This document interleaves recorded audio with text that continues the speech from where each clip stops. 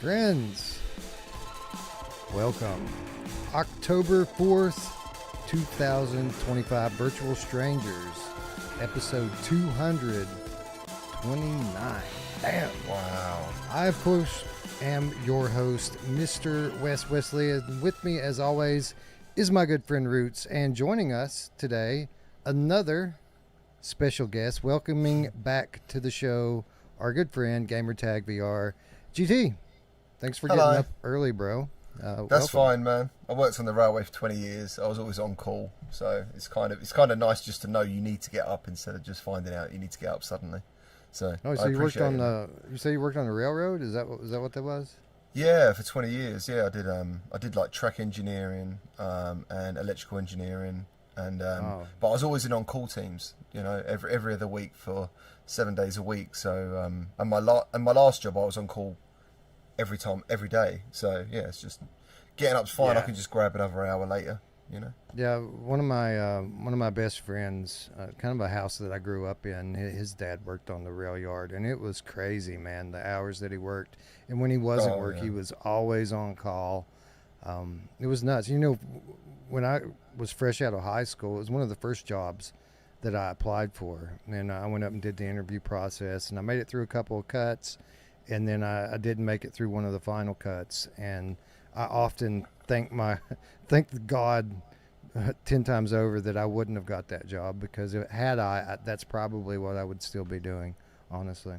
Yeah, like the hours were crazy. On average, I would probably do 55 hours. That's an average, but I remember hitting 120 hours one week, and sometimes 70 odd hours a week. And like weekends, that's why I'm happy to work Saturdays and Sundays, because that's the time when we always worked. Was that, you know, you always worked a week, but then Saturdays and Sundays were like the main time to work, and it was shift work as well. It was just It was all the bad stuff, but it gave us a life, you know. So it's all right. Yeah. It was one of the more high-paying jobs where I grew up, because I grew up in a very poor rural area. So like, if you wanted a good paying job, you either worked in the coal mines or you worked for the railroad that, you know, would tote the coal out of the area, and both of them pretty much lead to an early grave if you're lucky enough not to, you know, get black lung or die in some kind of accident. You know, you don't have the best quality of life. Roots, good to see you again, brother. It's been a couple weeks now, eh?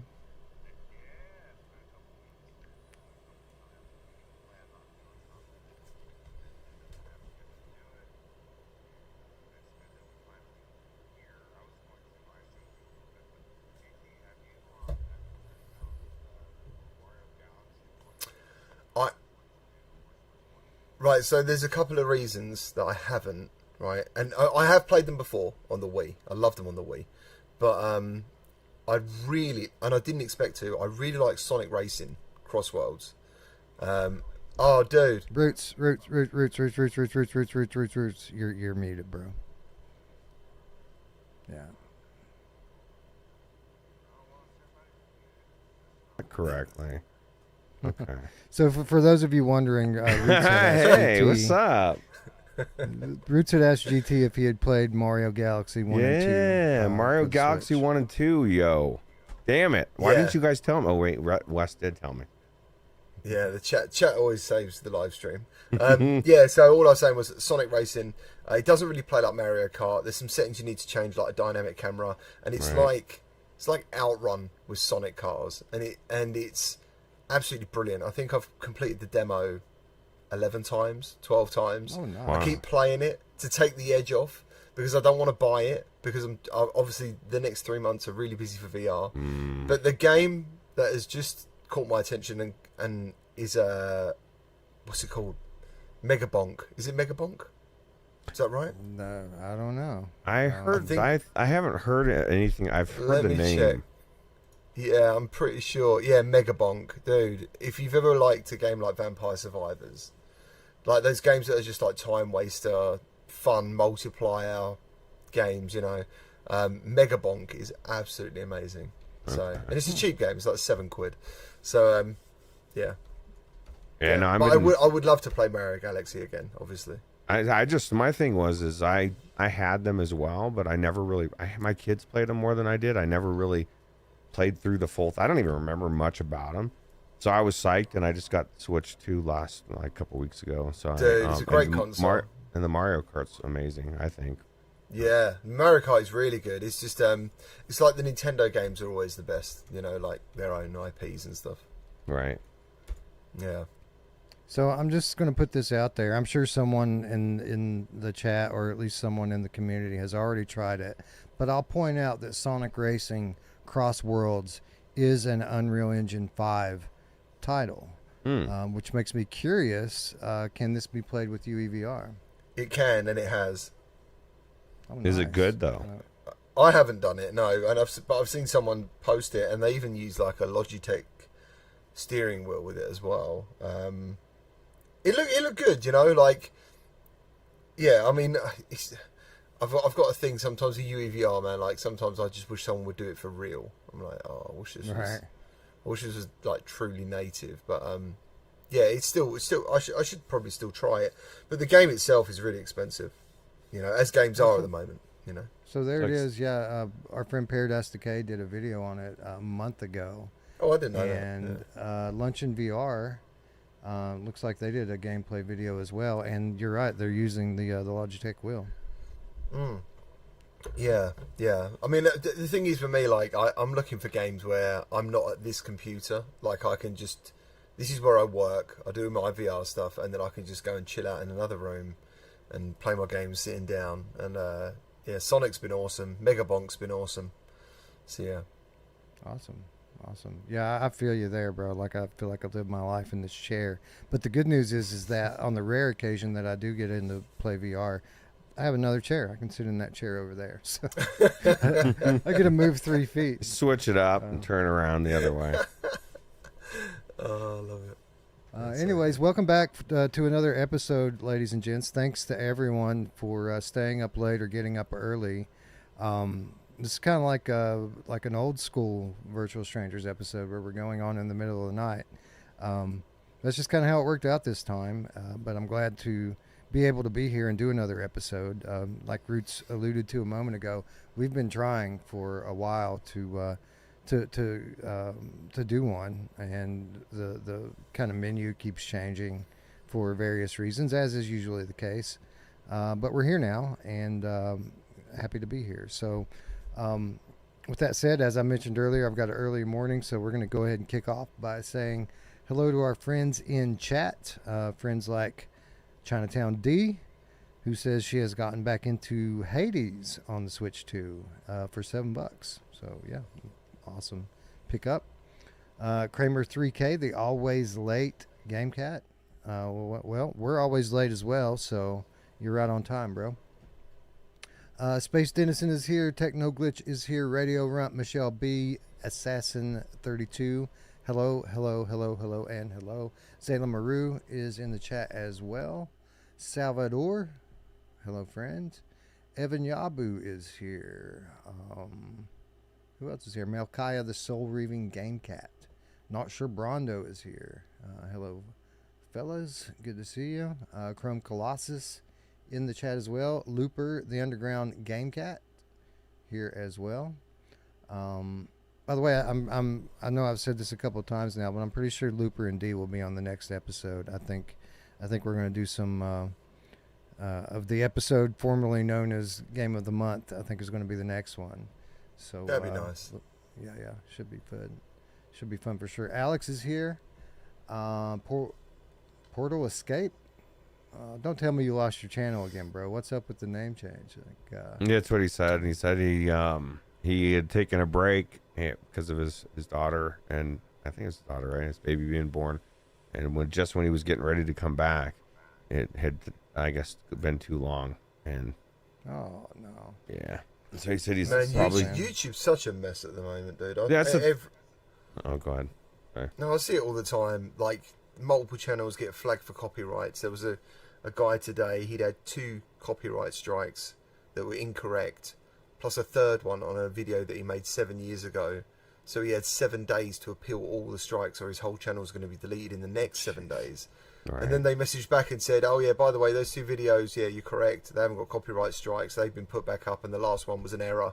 And I think to myself, like, the amount of, like, for me personally, like, this is like YouTube's like a diary for me. You know, I've been working on it for years, and for them just to make, or their AI to make some sort of mistake and affect real people that way is just disgusting. Well, and the fact that it's a nightmare when to even rectify it. You know what I mean? It's not like you just pick up the phone and easily chat with somebody. It's a nightmare. You think from they what I would be hear. able to do that with the amount of money they have? You know, actually hire some real people or enough real people, but maybe not. Yeah, I've been considering archiving our catalog on here because obviously we're going to say the wrong thing one day, and that's going to be that. We'll be on Twitch and Rumble the next week, but I'd love to leave this behind for people, you know. Yeah. You froze up. Oh, I thought I froze yeah, up. he's all the way froze up. He's gone. Oh, I can hear you, Wes. yeah, we can hear. Yeah, we hear you. We just don't see you. There we go. There he is. At least the message got through. No, the point is that this is a valuable resource for people when they, you know, pass away unexpectedly or even expectedly. Like it's a blessing that my children will one day be able to come back on here, in theory, and have just hundreds and hundreds of hours of their father here talking and cutting up, making mom jokes, what have you. So you're right, GT. It's kind of ridiculous how fragile it is, and the fact that it's all kind of in the hands of AI, which we love AI. Don't get me wrong. We love the AI. It's awesome, and we would never say a bad thing about Ever. it. But, you guys take it. You guys are taking. Well, here's the thing. Some people say that the AI may be watching or evil, and I think they're wrong. I think they're wrong. We love the AI, GT, forever. That's great. Sorry, I wish that should have been briefed to me. Yes, we love and the of course, AI. the AI makes mistakes, but it's only because it's so human, right? And people Right. make mistakes too. So, Right.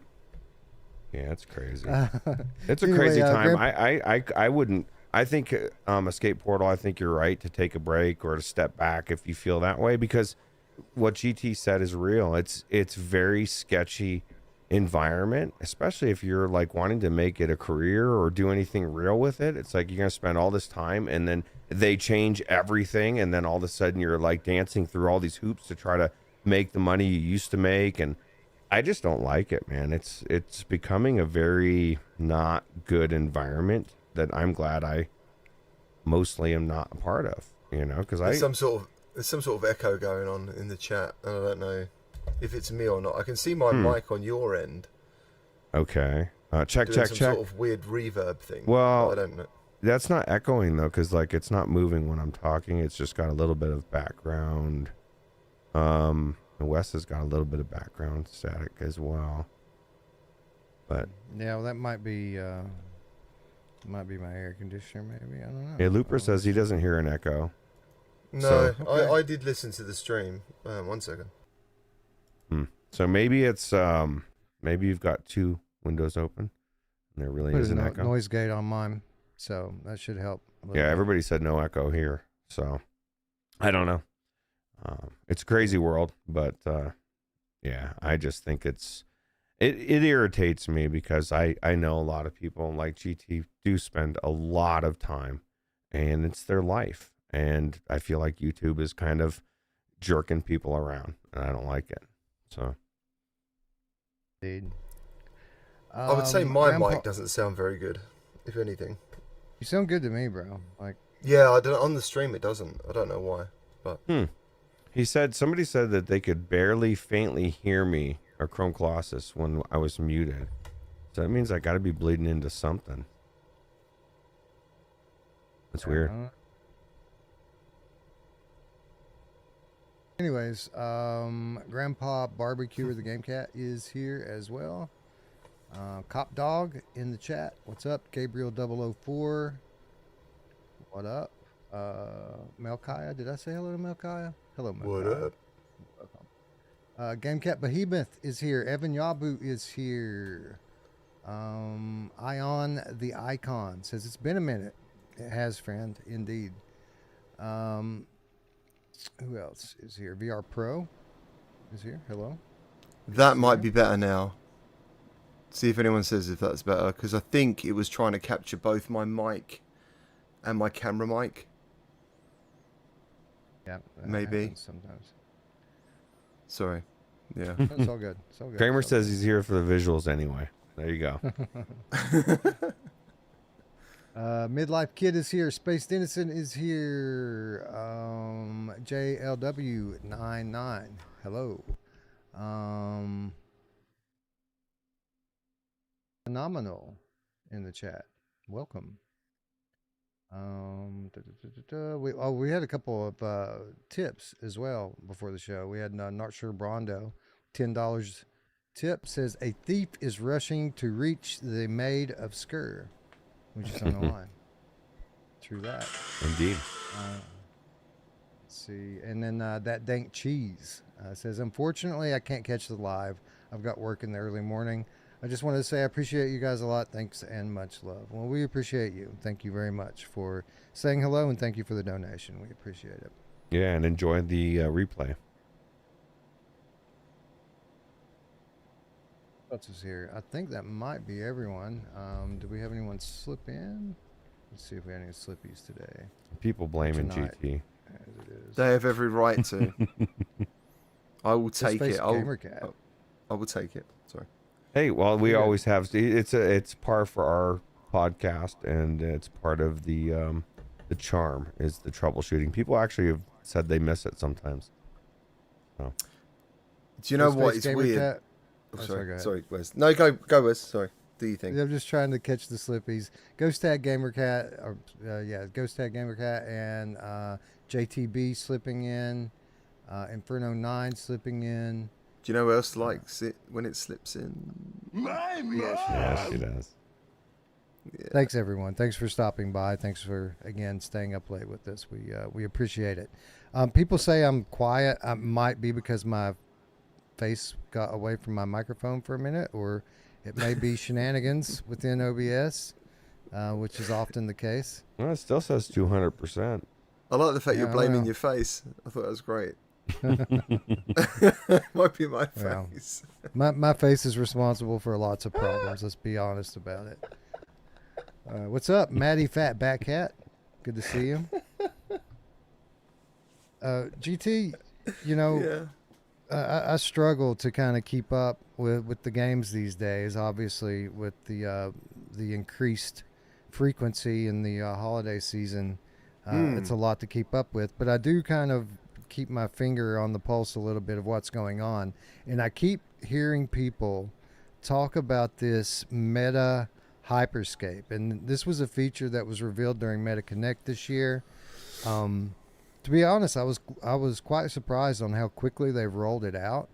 And for those of you who don't know, what this does is it allows you to take your Quest 3 headset and scan your room, kind of like you would for a Windows mixed reality setup.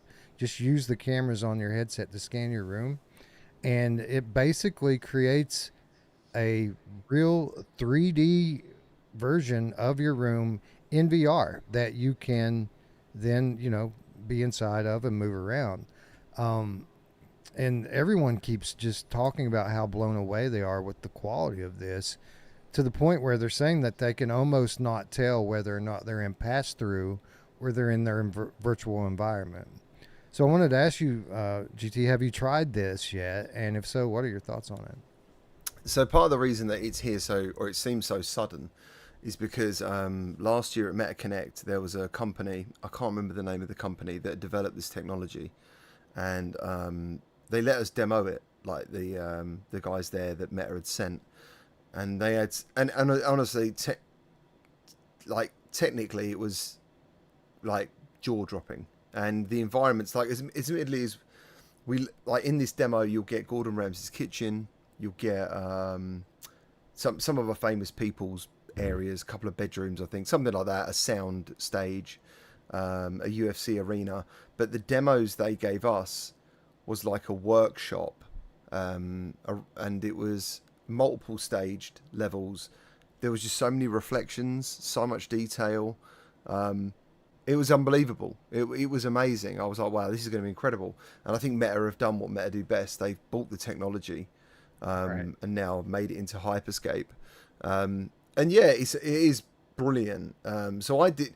The one thing I wanted to do was scan my room and share it with the people who watch the channel and say, like, this is where I make my videos, just for a, you know, a nice to do kind of thing or a bit of fun. I wasn't, even if I could have shared it, my wife would have said no, because there was a pile of washing it. There was a pile of washing in the corner that I missed. And she was like, you can't let people see that. But anyway, so when I demoed it, because I think you get all the scans and then the data is sent off to be processed. And then it comes back like an hour, 2 hours later, depending on how much, I guess, area you scanned. And it was a stupid idea. I think you've done it here, Wes. Did you go into the same room you scanned but also in VR?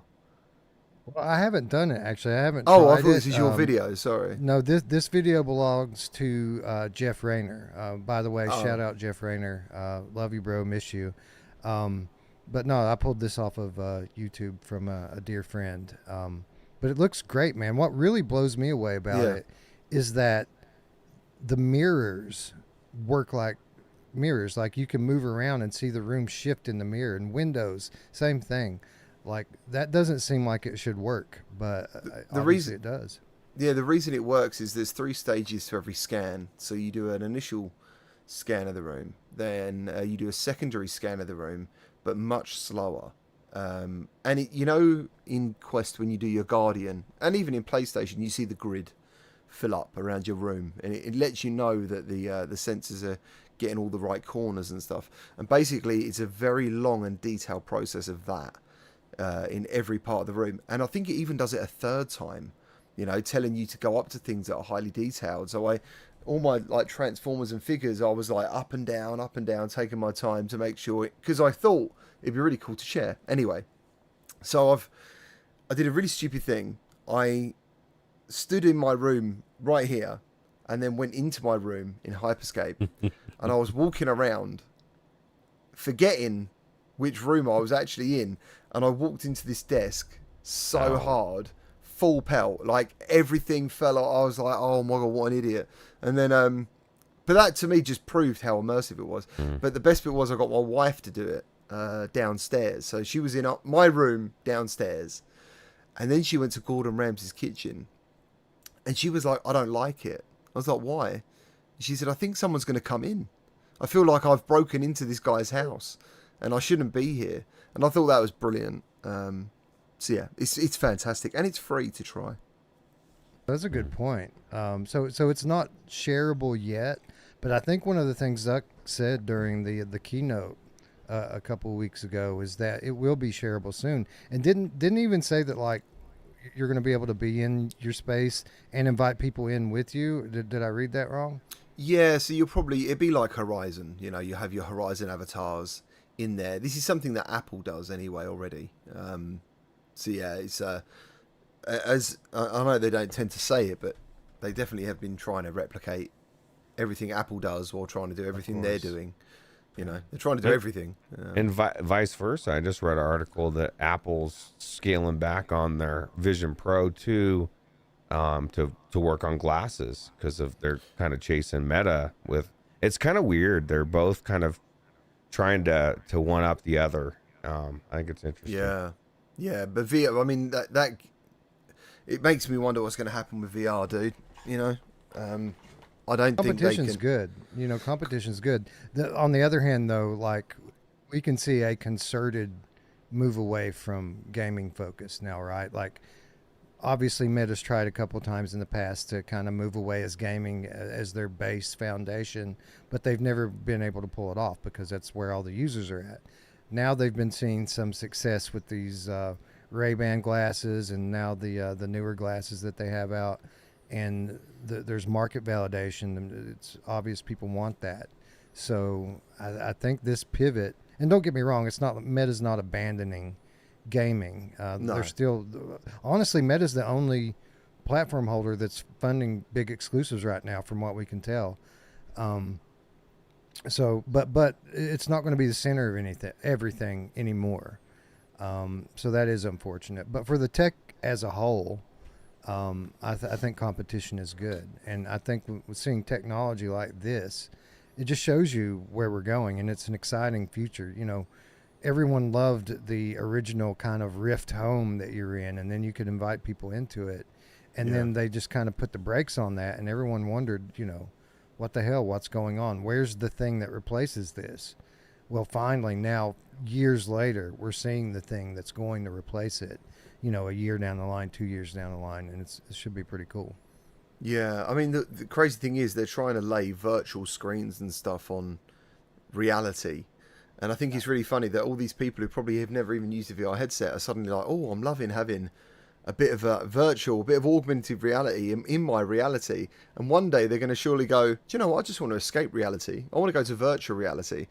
So hopefully it might go full circle, that's what, personally, I'd prefer that. But I think the tech, it was definitely all about being first out the gate, because the glasses are clearly a bit too big to be seen as just sunglasses, as opposed to the Ray-Bans. You kind of get away with it. I love the Ray-Bans personally, but either way, from everything I've heard, they're a fantastic product.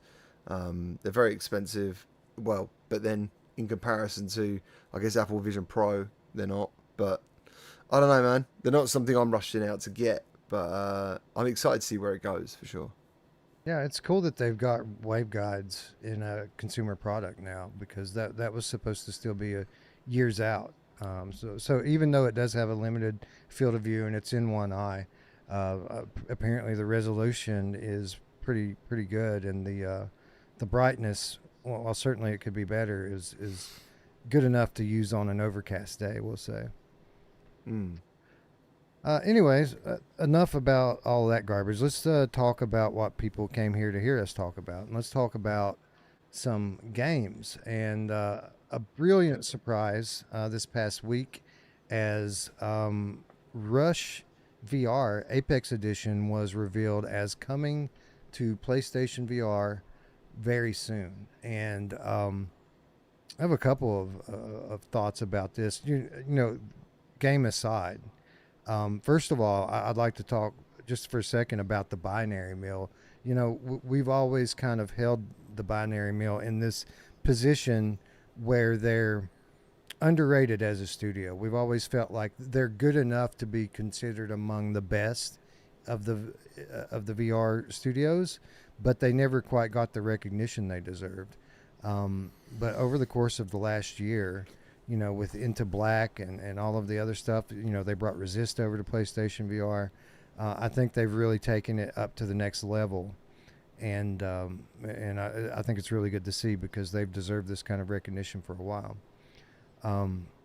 The other thing that kind of I find intriguing here, and maybe you might have thoughts on this, GT, is I'm sure it won't end up being this way, but at least for the moment, this seems like a PSVR 2 exclusive, this Apex edition, which takes a classic VR game and is basically remastering it for modern VR. I find it interesting that, there's always been this kind of conventional wisdom or false belief that, PSVR 2 is this dead platform that you can't really make money on as a studio. But time and time again, we see a lot of these studios going there first, which I think is an interesting pivot after the last couple of years, where people were, heavily focusing on the Quest platform. Any thoughts on this kind of, somewhat small yet significant revival of third-party support for PSVR 2? So I think with the binary mill first, I wanted to talk about that. I think it's because even though they've done some great games, I don't think they've really made a flagship title yet. We haven't seen the best of what they can do. So I think, for a lot of people with End Dreams, it was Phantom Covert Ops. Suddenly you were like, damn, these guys are serious. They've got David Hayter from Metal Gear Solid doing vocals. It's a game you don't necessarily forget.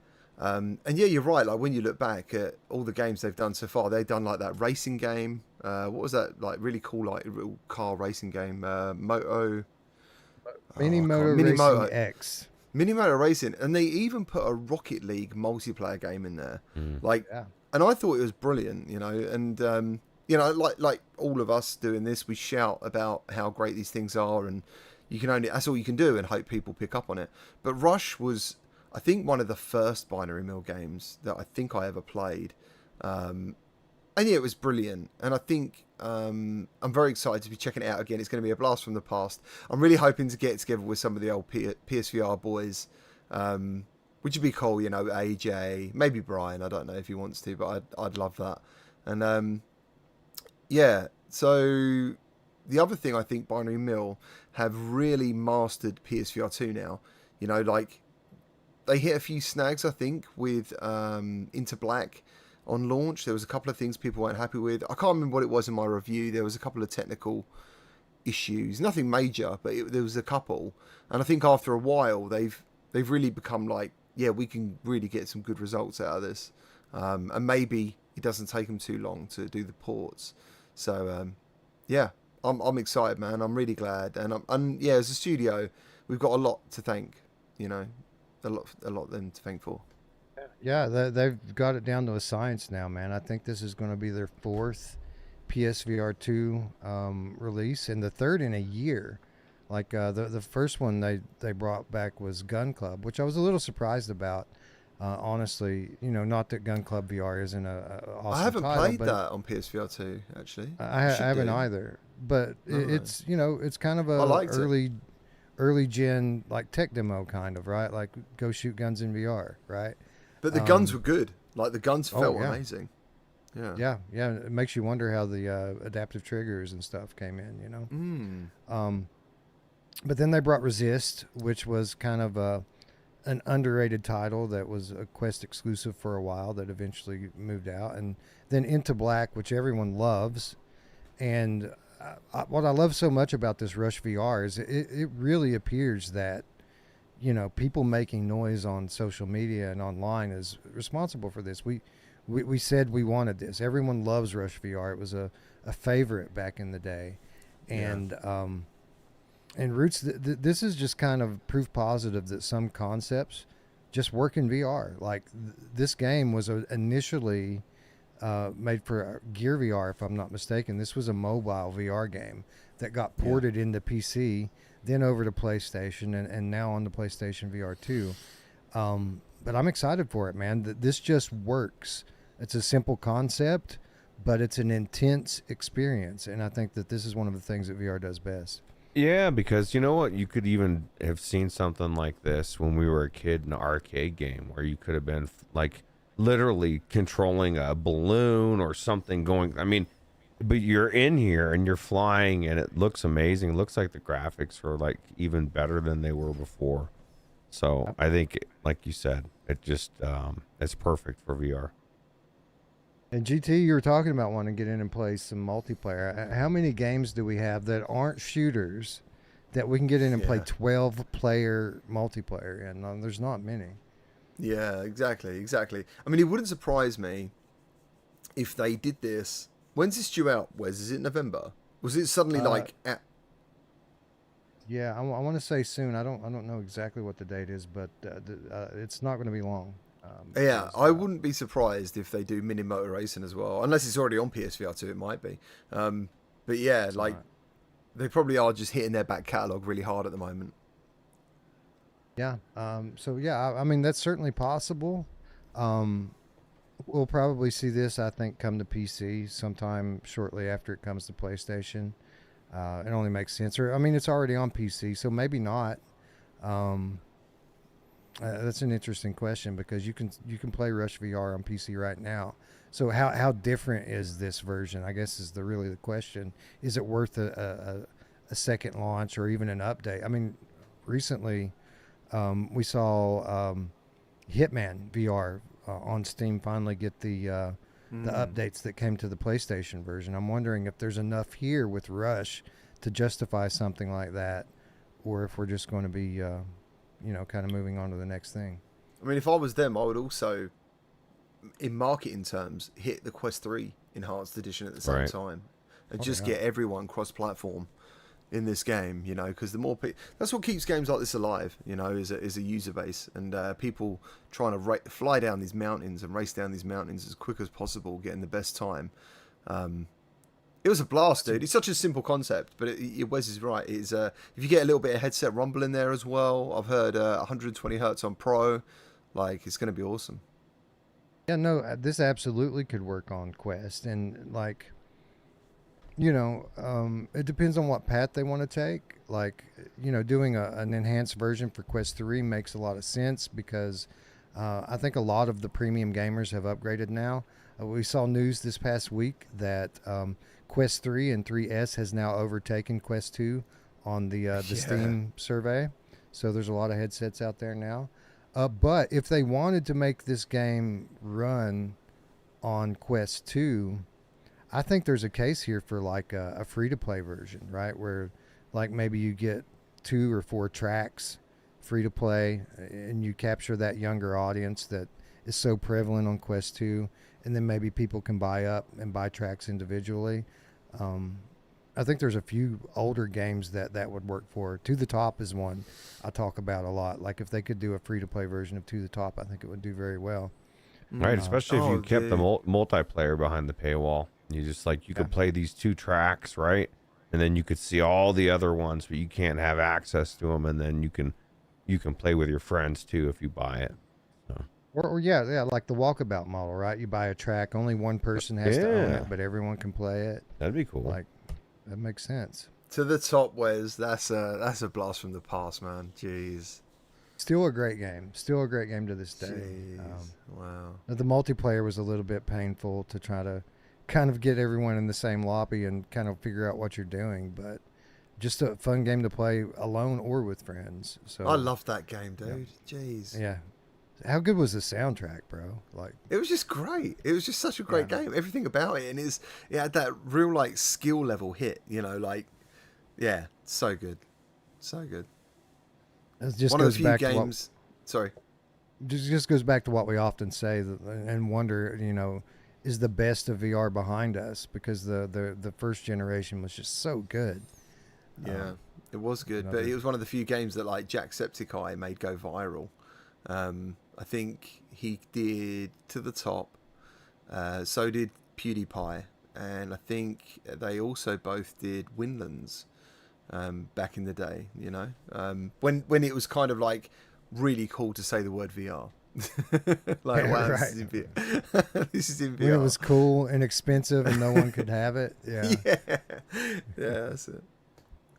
Anyway, super excited for Rush Apex Edition. Can't wait to get in there with a bunch of people and start flying down. You know, it is a simple concept in terms of what the game actually does, but there is some stuff to it. I love the mechanic where you have to get close to the ground to charge your boost meter, and if you want to really challenge the leaderboard, you gotta have that boost meter as full as possible. It really makes for some intense moments in the headset. Yeah, have you played it, Roots? Did you play this game? Yeah. Actually, I played it back in the day. I haven't played it for a long time, so I would look forward to a Quest version, or even going back in the Steam version, because I rarely go into PlayStation VR 2 anymore. So that wasn't the only pleasant surprise that we had this past week, as we had Maid of Sker VR, which was announced, and this was a pretty big surprise for me because this was something that I expected years ago.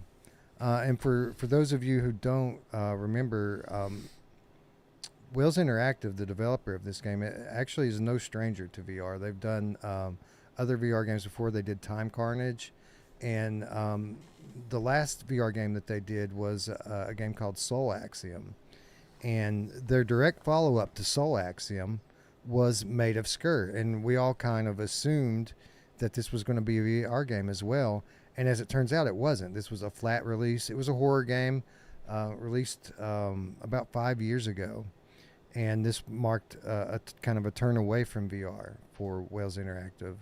And I remember I was specifically hitting up the developer and asking them, is this going to support VR, and getting the bad news that no, it's not.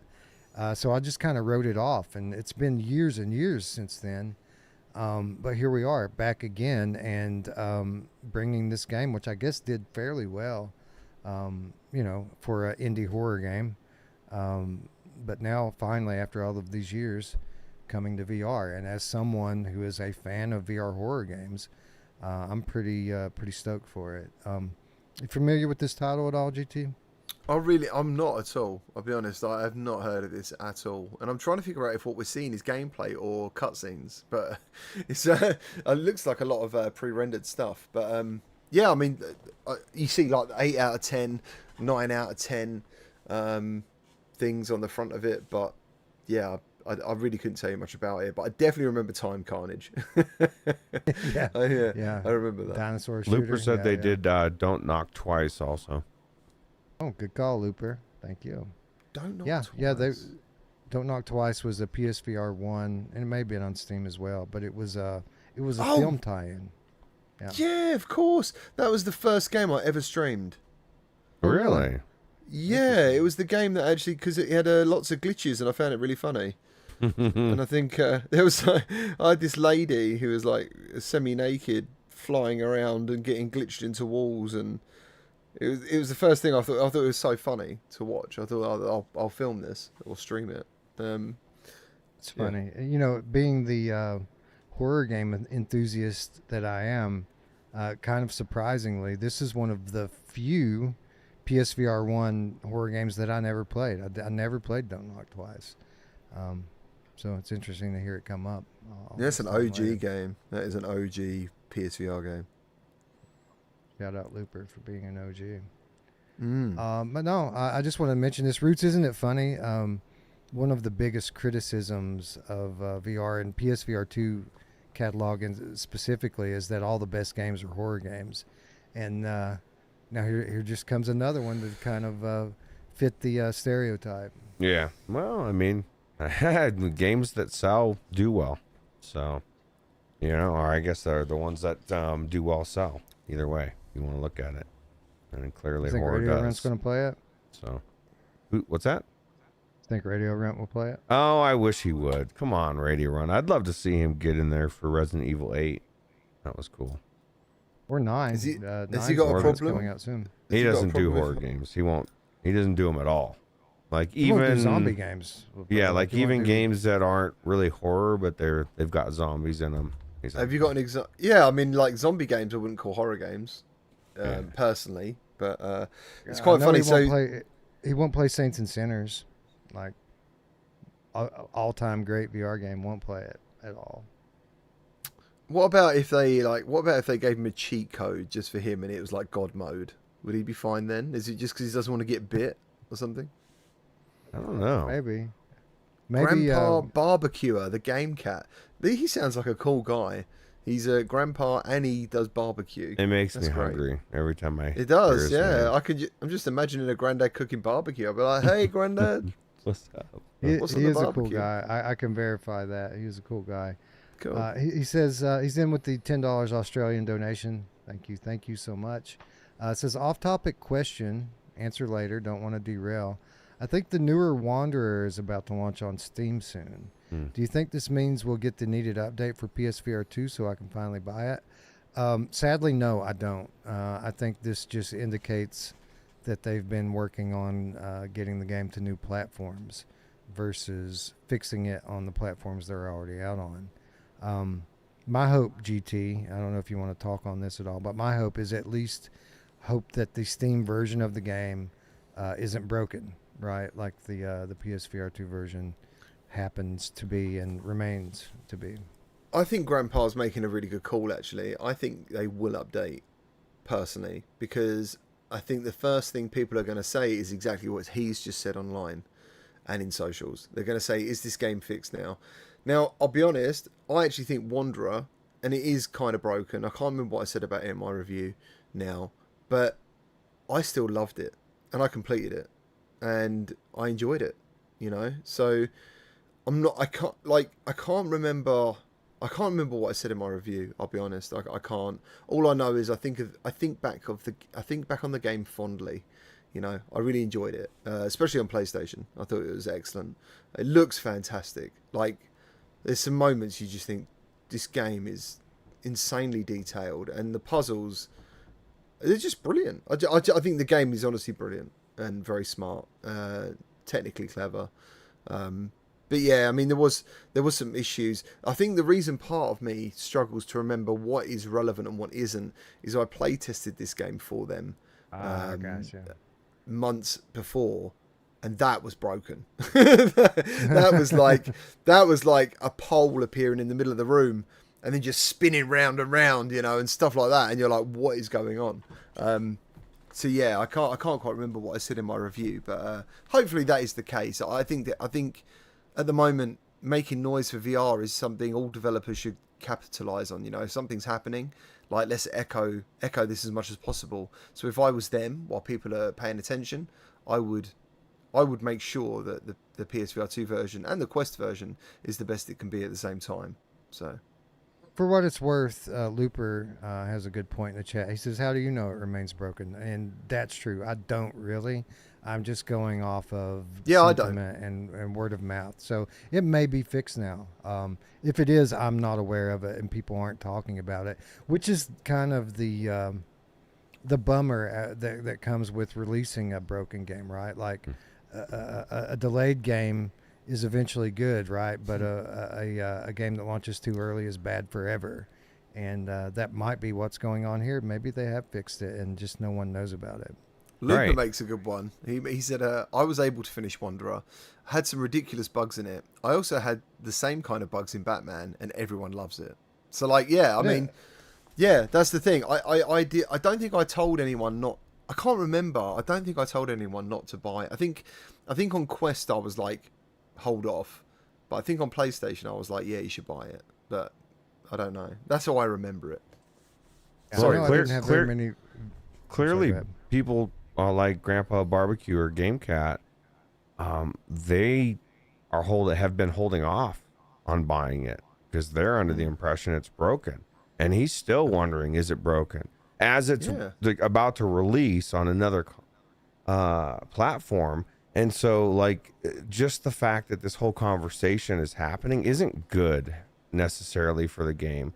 And my thought is if it's not fixed, like, how do I run out and buy the PC version if they have done exactly what Wes was saying? Which I'm not saying they did, but if they did, just jump to the next version, leaving the other one broken. Like, I'm tired of broken games. I don't care if it's flat or VR. I'm just tired of it. I'm tired of jank. I'm tired of spending good money and going to play a game and not being able to finish it or whatever the case is. So I'm hoping it is fixed. I would like to know. You know, it's good, Looper, that you could finish the game with the bugs. I don't want to play a game with a bunch of bugs in it and be able to say I finished that buggy game. Just fucking get the bugs out of your game, please. I don't care. Any game out there. I'm just tired of bugs. Sorry. I'm actually just I've got the script for my review. I'm just going through it quickly. Rome Colossus makes a good point. He says, we'll know it's fixed when they say it's fixed. Yeah, and that's true too. Good point. So I don't know. I get irritated just because it's a weird time and gaming where we can't trust anything. You know, I guess there's a lot of things in life, but I just want to know if a game comes out and I spend my money, that it works. You know, because Wanderer is an amazing game. I think GT. I think you nailed it. It's like one of the best puzzle games I've ever played. I'll tell you what. So this is I can't believe I forgot this. So one of the reasons this was one of the big things they sort of told everyone about the remaster, which was for us to get excited about, was the new combat. And the combat is terrible. Like, it is just woeful. And it should. I wish they would have avoided it completely. The first game didn't need it. You know, we had some shooting parts in it, which were fine in the game actually. Like, later levels, you go into, like, I think it's World War II sort of scenario, and you shoot people, and it's okay. You know, there was a bug in that as well, I think. But the combat was just terrible and laughable. So that was one thing that is definitely a negative, and that definitely does need to be updated. but you can kind of just get through it. You know, if you accept like this is a very small part of a massive game that's terrible, and you can just hit them once and they die or something, or that, you know, it is laughable. Yeah, I mean, that's a good point. This is a puzzle game, right? It's not really an action game. But one of the selling points of the remake was that there was going to be more to the combat. So it would have been cool if they could have delivered on that, right? Yeah, so I think I've reviewed too many games, man. I can't remember. So yeah, I've basically said there's items that stay floating in the air, things fall through the floor, there's missing animations, there's missing audio cues, there's some bad animations, and the game crashed a couple of times. But I think overall, I basically said, yeah, if you like, basically as long as you're happy to restart it, yeah, I basically still enjoyed it. Overall, I mean, it was a great game. The original game was a great game. I mean, we gave it Game of the Year, the original one. So I guess we'll be playing this soon enough. Not just because it's coming to Steam, but you know, the year's winding down, and we're gonna have to get into some of these games to be able to vote on winners for the 2025 show. So we'll find out soon enough on what state this game is in, and we'll be happy to talk about it when we do. He's apologised for derailing, but I think this is the beauty of doing a live stream. Right. Yeah, and he's donated as well, so thank you for supporting the channel and stuff. I was just telling Dee today, that's the best part about a live stream. If the people are willing to go with the flow, is you just never know where it's going to go. Yeah, I like it. I love it. And for what it's worth, I was done with Maid of Sker anyway. I just wanted to make sure people knew that it's coming, and that I, for one, am excited for it. So this is coming in November. So looking forward to checking it out. So kind of weird that they weren't able to hit October with it being a horror game, but it is what it is. Still looking forward to it. By the way, coming to MetaQuest, how crazy is that? Like, this is like a high quality flat game. Like they're really going to be able to optimize it for a standalone headset. I mean, maybe if it's Quest 3 exclusive, maybe it'll work out. Yeah. Anyway, moving on to one of the things that I continue to have faith in VR. You know, Roots talks about how it's hard to have faith in anything anymore because everything's so broken these days. But I have faith in God. That's it. God likes VR, Roots. Jeez, come on, man. He loves VR. Do you know who else loves VR? Here, go on. My mom. Anyway, super excited because we're only weeks out now from receiving Reach, which is the next game coming from In Dreams. It's the first game coming from In Dreams Elevation, a game that I happen to know that they've been working on for years, as our good friend Jimmy Vowers told us about this game. Not specifically, but that there was a AAA quality project in the works many, many years ago. And this is that game. They revealed it a few months back. Mostly positive reaction, although not unanimous. Some people saying looks like there's a lot of climbing. Doesn't look like there's anything really new here. It just looks like stuff I've done before. And again, from the outside looking in, it does seem like a lot of stuff here we've seen in other games. But it seems to me, GT, and you can correct me if I'm wrong here, it seems like they're taking one thing from this game, one thing from that game, one thing from that game, and then kind of putting it all together into a package that we really haven't quite seen yet in VR. And you recently had the opportunity to go hands-on with a long demo for this. And what were your impressions? This is my video, isn't it? It is. I recognise the editing. I mean, I think when you started and you said about having faith in VR, I think the first thing when you play this game, and you play it especially on PC, because no one's seen the PSVR 2 version yet, I don't believe. You kind of then think, oh, cool, there's still high quality VR games to come. You know, that's what it does. It kind of reinvigorates that. Oh, that's why I've got a bloody 4090 or 5090 card or whatever it is you're rocking. You know, you're like, this is why I have that, because of games like this. And yeah, that is a really good point, Wes. It does kind of feel like an accumulation of lots of things that we've all seen in VR before, but kind of bringing it all together as like a nice little symphony.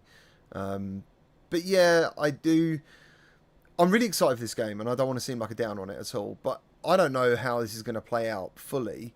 And yeah, I think it's right to say it does feel like there's a lot of climbing. I would say it's not just climbing, it's platforming. Like, there's a lot of platforming in this. And there's mechanics to encourage it as well, like using your shield to get to different places. You've got like the hook shots and stuff that come out of your wrists. But then you've got the combat areas as well, or arenas as I called them in my first impressions. Because that's what it felt like. It felt like these were purposefully staged to give you a challenge and to keep you challenged. So there's been I've got a number of things in my head. I don't mean to derail, but when you say like that the stages seem like arenas, is it kind of like Arcane Age, where the areas are like all enclosed and you're just kind of moving from one area to the next? Yeah, I guess so. Kind of, yeah. I would say, like, you go through a bit of platforming, a bit of story, maybe, a little bit of action, a couple of guys you might take down, and then you'll get to an area where it's like, right, this door's locked, and you cannot progress until you take down these 6 or 8 guys. And it's very hard to know exactly how they're going to play it out. So this is another game that I play tested a long time ago for these guys, and the initial direction they were going was the game was going to have dynamic difficulty. So if you went into the room and you struggled, it would ease up after the second time what you died. But at the same time, if you smashed the first room, it would then up the difficulty for the next difficulty arena. And I think the problem is that some people were like, because the first room might be easier than the second room just in general because there's different enemies and stuff, the idea of that just didn't work out apparently. So I think they're going to like stick to some medium hard sort of thing that you pre-select. But personally, I liked the dynamic thing that I experienced. I thought that was really cool. But the combat itself is, I think, there's certain people, do you know the guys who like make the content where they just look like they're making a movie? Like they do the hook shot and then they're like doing someone with a bow in slow-mo and then they're grabbing a gun and like that. There's a real cool combat flow to this. Kind of reminds me a bit of Synapse as well. As you said, it's like a lot of good. Everything good is here. It's just, I think a lot of people are worried about gameplay length because Endream seemed to do like a fantastic 3-hour stint, and that's the best you can get out of them. So I think people really want like that 8 to 12-hour campaign. That's what they're after most. I'm in that crew. Like literally, that's my only concern with this. I can tell I'm going to love playing this. Well, we get it though, because we've been screaming that. Like, we've been emphatic. Like, every voice has been like, this isn't long enough, not long enough, not long enough. I would love to see it actually be 8 or 12 hours long. Wouldn't it be amazing to actually see them nail this and have it be everything that we wanted Synapse and all these amazing games to be? Like, when you were getting into it, it ended. I hope it is long. Yeah, me too. You know who else hopes that it's very long all the time? Yeah, she does. Not just long. There's, long, thick, and... Oh. There you go, Ruuts. That's it. You say it, mate. Well done. But no, I'm definitely there with you. Like, how many times have we said about an In Dreams title that this would be the game of the year if it were 10 hours long? But it's just not. I'm hopeful, though. I'm positive.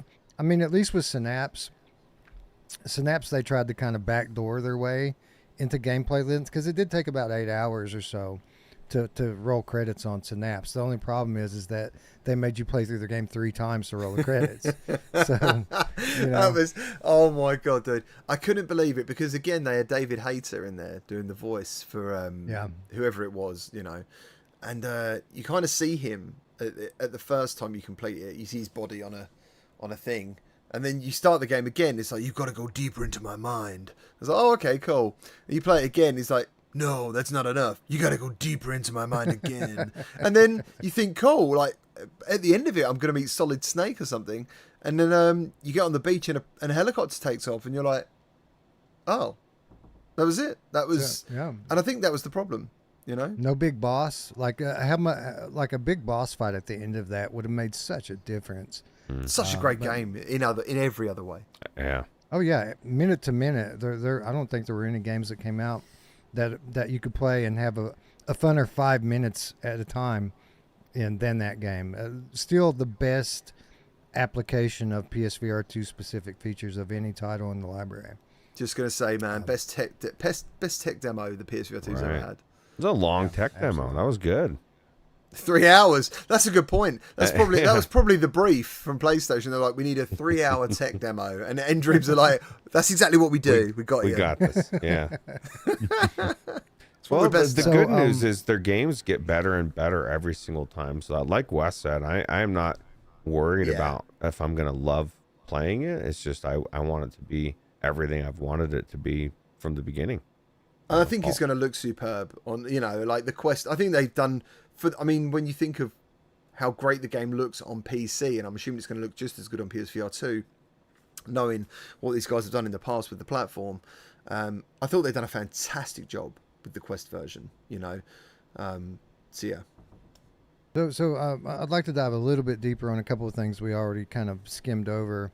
You're talking about the gameplay, and on the glance from the trailers, they make this seem like it's like high intensity, high action at all times. But some of the reviews that I've seen of this make it sound like it's more deliberate, like due to scarcity of ammo and different ammo types, that you have to be a little bit more cerebral about how you're going to make your way through some of these rooms, which I particularly, I hope that's the truth. I like that sort of gameplay. But I wanted to get your thoughts on that, because I think a lot of people were playing with the bow heavily, and for what it's worth, you've got guns and stuff too. It doesn't have to be the bow, but the bow is very much like Horizon style. You've got fire arrows, you've got ice arrows, and I think there's another one, maybe electricity or something. But the way that they made it sound is like these extra like special arrows are hard to come by. So for that reason, you have to kind of work out how you're going to make it through some of these rooms. Was that your experience with the combat? So I need to be careful. I need to try and remember what I've played in playtesting versus what I played at the event. And going by, I think, what the guys have played at the event, which is what all those impressions are, is on the way into the room, there's only one area, one combat arena, what they've played.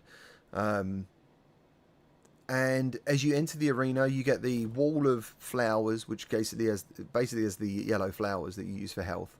And then as you go around the corner, there's basically these bugs. And the reason they're bugs is because they come back to life and respawn.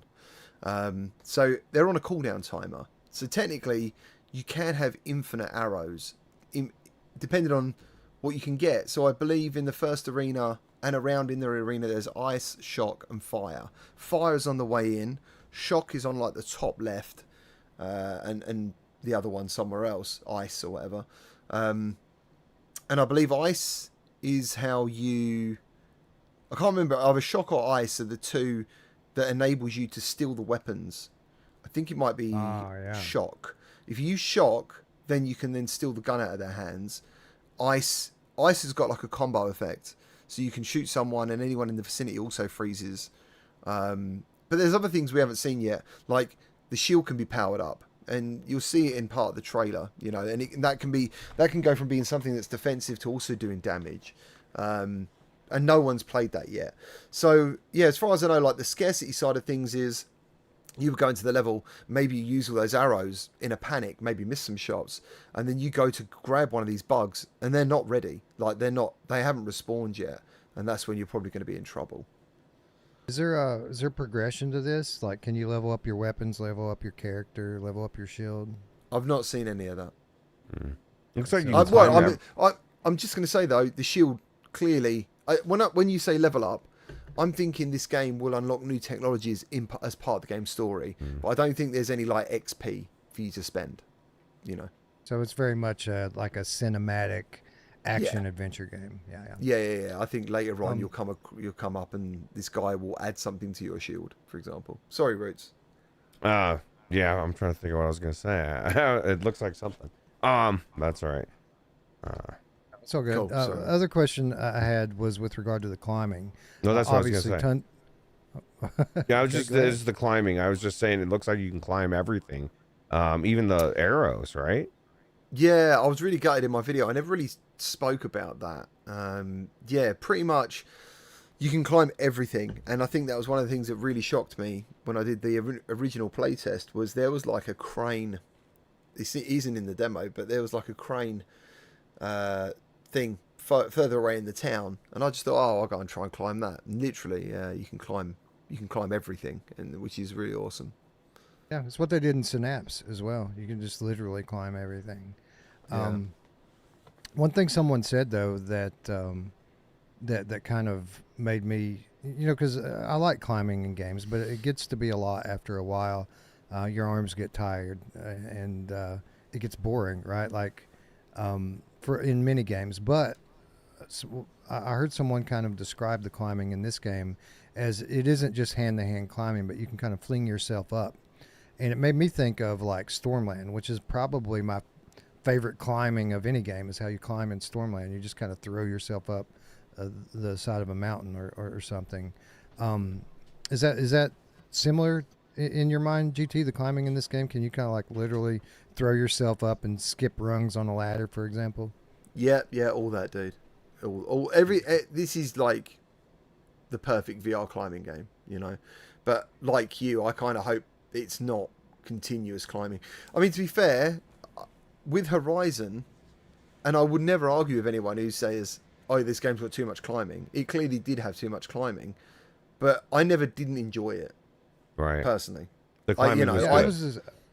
I was the same way, and it wasn't so much that I enjoyed the climbing, but I always felt like I was working towards something. Whenever you would go through like Yes. a 5-minute climbing sequence, you would always be rewarded with this beautiful vista that you could look out across.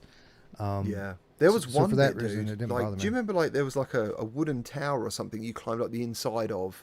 You climbed up the side of a mountain, went across a rope. This is in Horizon, and then you went up the inside of this like bell tower, up to this amazing area. And I remember watching a video of someone, and they were like, "Oh, the climbing's boring." And he mentioned this particular section. I thought, dude, I was so blown away by the visuals while I was climbing this area. I don't know how you felt that way personally, but Same way, same. It And just then de- when you got toward, I'm sorry, go ahead, Roots. I was just say it depends on what you're there. A lot of people are playing games to play a game, and the visuals are amazing. But like, if they feel like that's the game is the climbing, you know what I mean? That's not what, like, we go into it and we're like, oh my god, I'm immersed. The world's amazing. It's beautiful. I feel like I'm on a real riverboat ride. And then there's real gamers out there that are like, what the fuck is this? Like, I want to play a game. You know what I mean? Like this game, this looks like a game. It looks like everything. Sometimes I feel like developers are forgetting that a game is supposed to flow, and they're trying to recreate, because it's VR. They're trying to recreate life, and then in the process, they make climbing feel like shit. Like, I want to climb this way. I want to, like Wes said, I want to fling myself up a ladder. I want to do things I can't do in real life. I climb a ladder all the time. That is boring. You know what I mean? Let me fling myself up the fucking ladder. I never thought of that, but you probably climb a lot of ladders at work, don't you, Ruth? Yeah, it's just like, dude, It like, makes I'm over so it. much sense now. It makes so much sense. I'm over it. But no, I get what you're saying there, GT, and especially like in the final level, or maybe it was the next to last level, where you're climbing things and then like the base gives out and you're literally like platforming as you slide down these paths and stuff. Yeah. One of the coolest moments I've ever had in VR was at the end of Horizon. That last level or two really felt like Uncharted in VR for real. Yeah, I love that game in general. But I mean, going back to Reach quickly, one of my worries is like the environments. Like, I think the game could wear itself out very quickly if it stays in the same underground environment. I think people are going to want to see some extra stuff, Yeah, just have to wait and see. Again, another interesting parallel to Arcane Age, has a similar kind of enclosed arena style. Like Arcane Age might be my favorite game I played all this year, and I can't say a lot negative about it, but it does look kind of samey, right? Like you get used to those visuals pretty quickly, and I think there might be 2 or 3 different kind of environments in the game, but it all still has a very similar look, and I think you're right. As beautiful as this is, I think it might run the risk of being a little bit samey. But I mean, again, we can say about Half-Life Alyx as well. Yeah, you can say that about many games. Like, Right. yeah, exactly. Yeah. It's just what you do if you notice it, if you get fatigue. As long as the gameplay is Exactly. good enough, you should never notice it. It's like you were saying about those, like the Vampire Survivor games or those Metrovania games that are flat. Like you can get so immersed in them, and they're so simple. It's because the gameplay flows and it's fun, and there's dopamine everywhere you turn, and it's just the game is designed to be fun and played. It doesn't have to be the most deepest gameplay loop ever. It just needs to be a game. It needs to be fun. You know? Yeah. Like Into Black, for example. Like Right. the environments are all the same in that, but you very rarely think about it because everything that you do, pulling mushrooms from the ground, feels rewarding from the start of the game to the end of it. Right, So, you're yeah, unlocking good point, something Rich. every time you turn around. So Yeah. Random Toxie, the dice rolling meeple guys. These names. Anyway, they want to fly like Superman in VR, and I was trying to think, what was that game where you were like a superhero in space and you could blow the Earth up and stuff? What We was talked that? about this game recently. It was made by one guy, and it was insane. Yeah, Trying to think Looper of will what it get it. was. Looper will get it. There's an alien invasion. They're taking down buildings. You can hear people screaming, and you're literally flying around. Megaton Rainfall. Thank you. Megaton Rainfall, dude. Wow. Well done, man. Thank you. That's the game. That if they remade that with a good budget, geez, that was so cool. Yeah, it back was a in the cool day. concept. Probably Yeah. the first superhero game in VR, even though it wasn't really meant to be. Yeah. It's a bit of, Yeah, that's I'd right. love to see him revisit Iron Man for that reason. For that matter. Mm. Iron Yeah, Man Iron VR Man's- remake would be good. Yeah, that's fantastic. Yeah, it's really good on Quest, actually. Yeah, And I they agree. haven't done a PSVR 2 version, have they? No, Iron Man. No. Meta picked them up. Meta bought them Yeah, out before that's they could right. do that. But it's very good on Quest, if you've got a Quest. It is. They got rid of all that movement crap where you had to Yeah. do like node based in the PSVR version. I would say it's the best version, the Quest version, actually. But Yeah. It still looks a little bit better on PSVR 1, but it's definitely sharper on Quest 2. And I think there was even like additional cutscenes, I want to say, on the Quest version that wasn't in the original version. Yeah, you get to see like proper Tony Stark. You get to mess around with like the whole game's like a bit of a 2.0 kind of thing, I guess, in that way. Yeah. Anyway, we move along to part 2 of your demo. I've always kind of been 100% sure that I'm going to love Reach. I haven't always been. I've been hyped for Thief VR, but not as confident that I'm going to love it like I am with Reach. With that said, the embargo lifted on this week. I guess before we get into that, I guess we should shout out Jamie Feltham. Both of these demos were held at the same event hosted by Jamie. Is that right, GT? Yeah. How did that work? I mean, these are long, like hour-long demos, and I guess at least 24 people playing. Did everyone kind of meet up together and get called in one at a time, or how was the experience? Yeah, it was great. They did a fantastic job. They basically had one side. It was like 2 halls, a big dining area, set in like an old like London underground sort of looking place. It was really cool, really nice lighting and stuff. And I think they had basically 4 demo stations for each game, so 8 setups in total. A whole lot of crew from both developers, and yeah, it was awesome, man. It was a great event. They had 2 giant posters outside, so the London high streets could see it. That was lovely. You just don't see VR advertised. So that was really I know cool. what you mean. I know what you mean. I think it was 2 years ago at GDC. I'm walking downtown San Francisco and I see this gigantic, like 50-foot tall Demio poster on the side of this building. And it was just a cool moment, right? To see VR on Front Street like that. Yeah. I remember seeing MetaQuest 2, maybe 3, I'm not sure, being advertised in London, like centre London, with like the big screens that wrap around the buildings. That was awesome.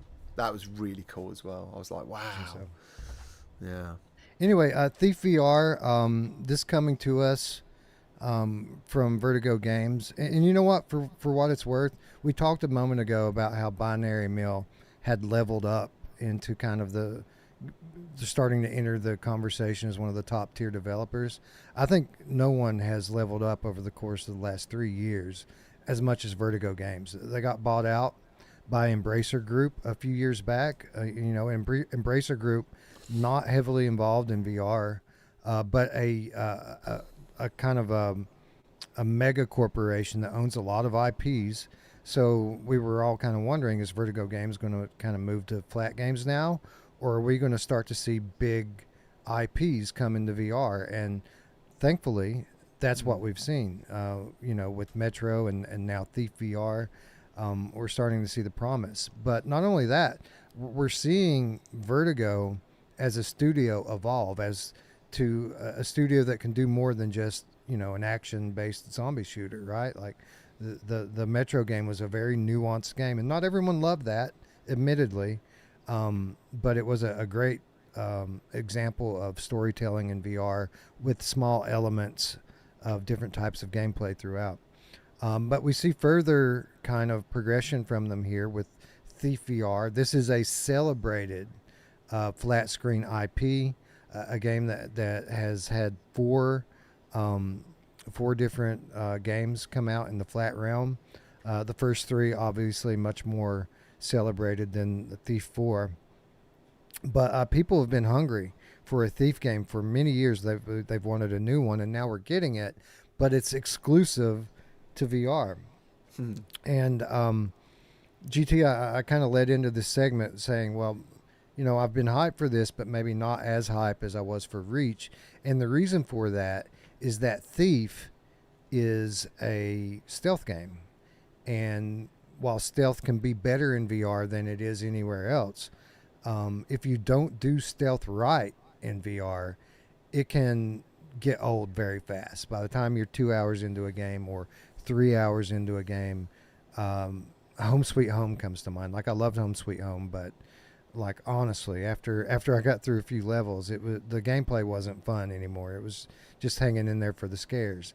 So my whole question with Thief is, would they be able to bring the entire package of why people love this franchise so much into VR? And to be quite honest, I was quietly skeptical that they were going to be able to do that. But after watching a few reviews of people's experience in this game, I got to say my anticipation level has gone up quite a lot for it. It seems that this game does have that sort of richness that you get with a traditional game. And I don't even know if I've watched your video on this yet, GT. I think I wanted to. I've known since before it dropped that you were going to come on and talk about it, so I've avoided it on purpose. So what are your thoughts about Thief VR? What were your expectations going in, and how did the game demo meet those expectations? So I haven't played a Thief game in years. I think I only played the original Thief, and Thief. It doesn't matter. I've got a Thief. A Thief? I haven't played Thief. Even my back streets of London. It is like that. Yeah, I mean, I think I said in my first impressions, it kind of felt a familiar game. So to be clear, I don't think Vertigo are actually making this game. I think Maze Theory are making this game. Oh, that's a good call. You're absolutely right. My bad. This is what happens when you only do 2 shows a year, ladies and gents. You lose track of all these details. Fine. You're right. That's another reason why I've not been super high on this, because Maze Theory's always been a studio that announces games that look good on the surface, but when you get in, they kind of lose their shine really quickly for me. I mean, they did the Doctor Who game. Did they do Peaky Blinders as well? Yeah. I want to say, yeah. So games that are good for a minute, but lose their shine pretty quickly, in my opinion. Anyways, agreed. Yeah, so like Peaky Blinders, I was pretty like negative on that one overall, as far as I remember. And so I think with me knowing that, I was a bit like, how is this going to be?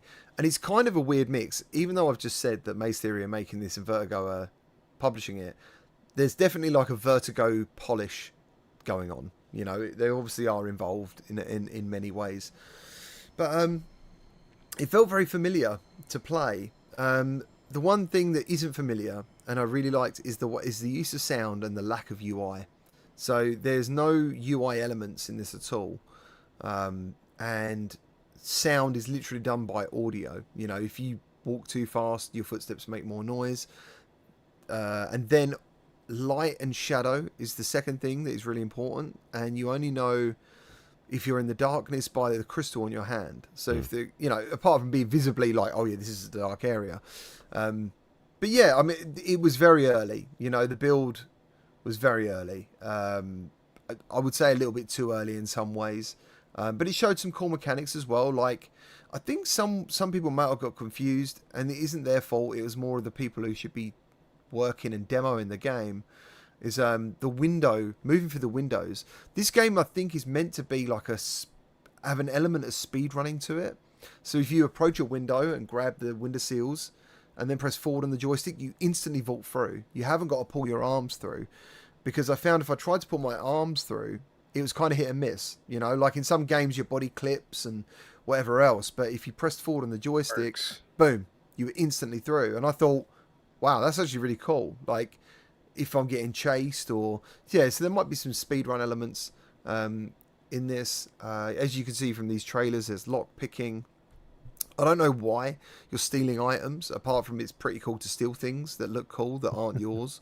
They defunded the police. I'm sorry.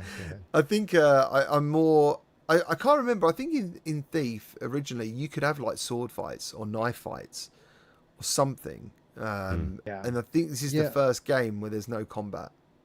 Well, I mean, there's combat in here from what I've watched. I watched Eurogamer is really, when I reference what I've seen, that's most of it. This is one of my concerns, is that you can have combat encounters, but it seems like you're just so weak that you don't want to do that. You're going to get killed pretty much every time. You're on the defensive. I literally did say that. Like, you are not like a physical fighter. You're all about sticking to the shadows, which is cool. It's nice to have a different gameplay mechanic. You're a lady, right? Like, you play a female character? Yeah. Yeah. It's weird, isn't it? A lot of the big games, like Reach, Alien, Rogue Incursion, all of them, bro. They're all girls. Movies. I've got a problem with that. There's a theme. Yeah, I think when it comes to VR, it's a bit different, because I think you're embodying that character. So I think to be able to be that person as close as possible is cool. Everyone should be able to be represented in however they are. Yeah, I think VR is a big thing. I generally agree with that. I don't typically like when things like that kind of get shoehorned into a game. But for what it's worth, games like this, I think it makes a lot of sense. This is intended to be a stealth game, and if you're like this overly imposing male character that can handle himself in a fight, this could be a stealth game like Aspire 1, which was a stealth game, but you could just go through it and kill everybody if you wanted to, and it really took a lot of the fun out of it. So it makes sense here, and it doesn't really bother me so much for this title. I just don't know how it's going to be received to the public. Like, the guys who love the series, they might not like that, because that's a big gameplay change. It is. But yeah, you can still hit them with the blackjack, which is like the dildo-looking wooden thing, and then you've got your arrows, and I think you've got ice, fire, and then a hook shot, like a rope shot kind of arrow. But yeah, apart from that, man, like, literally, I just want to. I'll be honest, I come away just wanting to play more. That's the main thing. That's great. Sorry, go ahead, Ruth. You said that it's been the fourth one that came out. It wasn't received very well, right? Because I'm looking at the third one was 2004. So that's the last one. Oh no. The last one was the 4. You said number 4 was not received well. So the last good one that was received well was 21 years ago. So people that love this series have been waiting for a new good version of this game for 21 years, and they're not getting it, and it's coming out in VR. And what worries me is everything that you like. They're trying to change things that, like, why are they going away from what worked in the first, second, and third? The fourth wasn't received very well. It makes me wonder if this one's. That's literally why it wasn't received well, because the fourth one was a reboot instead of like a straight sequel, and people didn't want that. They didn't want a reboot. They wanted it to be more like the ones that they already knew and loved. But then GT's saying that they're changing the combat. And it seems like to me a lot of these developers, and maybe they should feel this way, because I don't know that people are running out to play Thief if they're flat gamers and they're like, I gotta play the new Thief in VR. I don't know that they're really gonna run out and buy it and play it. And so, like, at some point you kind of have to decide, am I really making it for the fans of Thief VR that probably won't go in here and play it, if we're being honest and realistic? Or am I going to try to make it into a game that VR players are going to like? And that's what I hope. It's like, my genuine worry is like, developers are worried about scaring people away. You know, at the moment they want to, like a lot of games now, they're like, oh, it's too violent. You know, like they don't want to. Yeah. In my head, I would like to be a thief who pulls out a knife and stabs someone in the neck. You know, that'd be cool for me. I'd love that. But these developers, I don't think they want to try and hit the younger audience. It's weird. I see developers trying to aim at a younger audience that don't exist sometimes. Yeah. Right. And they're not. Yeah. We talked for the games about they're this. making is what I mean. Yeah. We talked about this on the last episode. There's this kind of false belief that's kind of a remnant from the Quest 2 era. You know, Meta heavily subsidized these headsets. They pretty much gave them away, and now kids are playing Gorilla Tag on them. And those kids, I mean, when they get, you know, caught into one of those games, sure, they'll get their parents to let them buy cosmetics at a high clip. But for the most part, for every one of those Gorilla Tag games that make it on Quest 2, there are literally like 100 that fail. Right. But we see the larger kind of VR ecosystem in terms of like development studios trying to react to this 3-year-old trend now and cater to it when the time has come and gone now. Like these kids are growing up.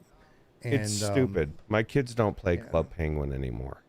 They did. Right. They loved it when they were young. Club Penguin. You know what I mean? Yeah. Like at some point, it's no different.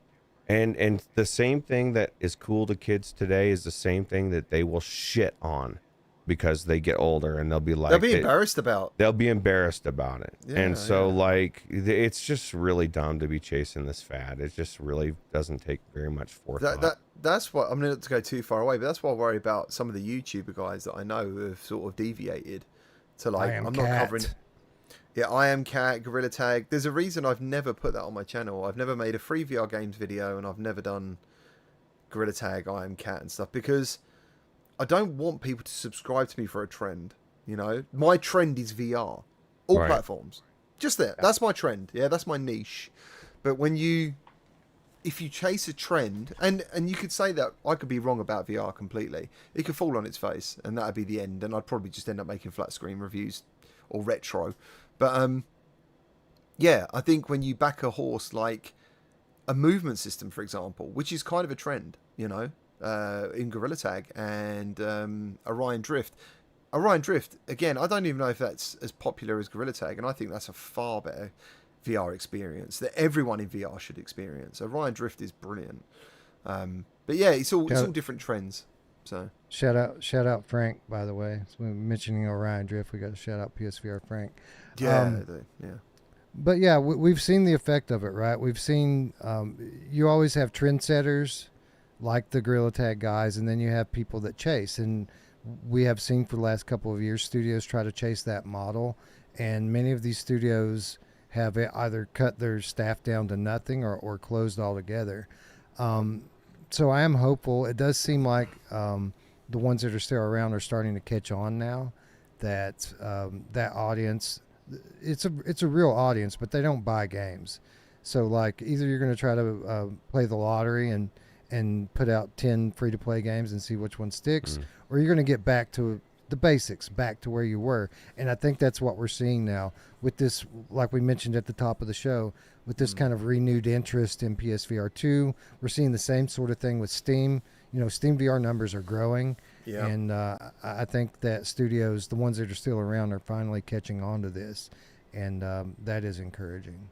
Yeah, I think people just need to... I mean, there was someone in the chat earlier. There's a couple of things. First, you got a super chat, Wes, by the way. Good call. Ghostface Gamer 1337. Thank you so much. Says, thanks for keeping me engaged while I get through these GT7 weeklies. You guys are better than a pit crew. You know who else likes a pit crew? Damn. The whole pit crew. The whole pit crew at once. And before I forget, GT, I do have to say this.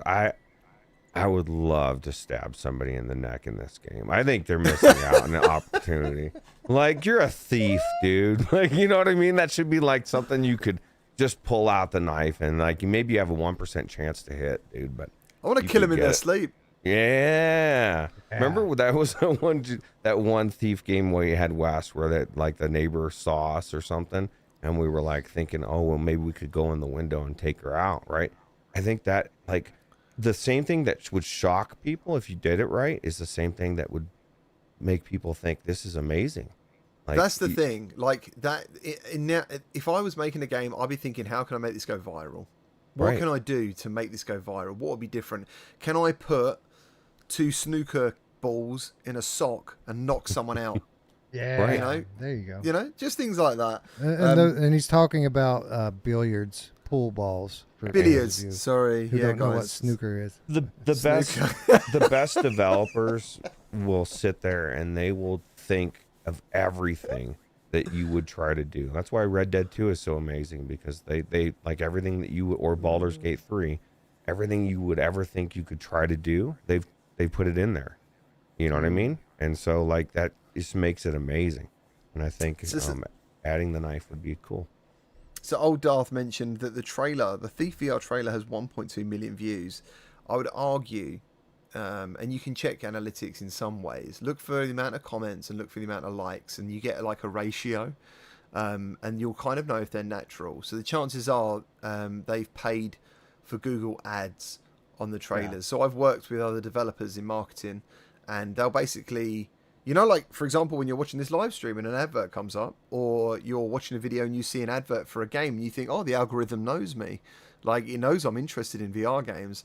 That's part of Google ads.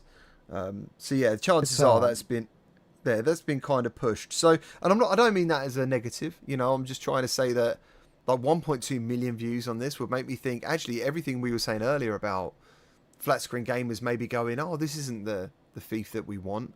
That kind of makes it look like it is, but I kind of know that the marketing side of things would have been something different. And then old Darth says, Shadows is what Thief is all about. And absolutely, I agree.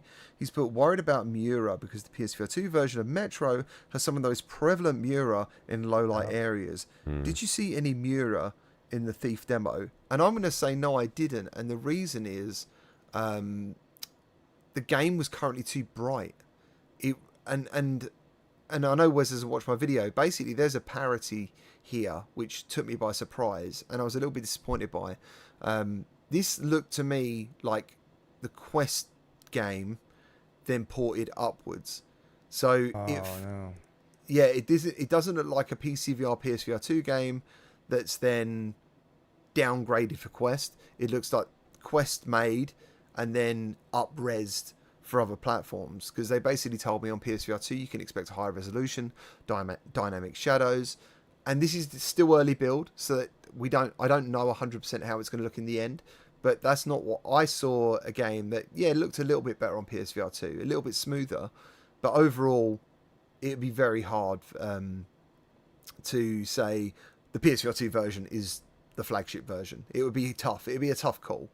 But the blacks on both platforms weren't actually that dark. And in my gameplay thing, like the crystal on your hand, there was times, I think I did say it, I hope I said it in my video, it was like the crystal was the only way sometimes that I thought, can this guy actually see me? Because I'm standing here in what I think is darkness, but I'm not 100% sure. And I looked at the crystal's dark, so I know I'm in the shadows. So yeah.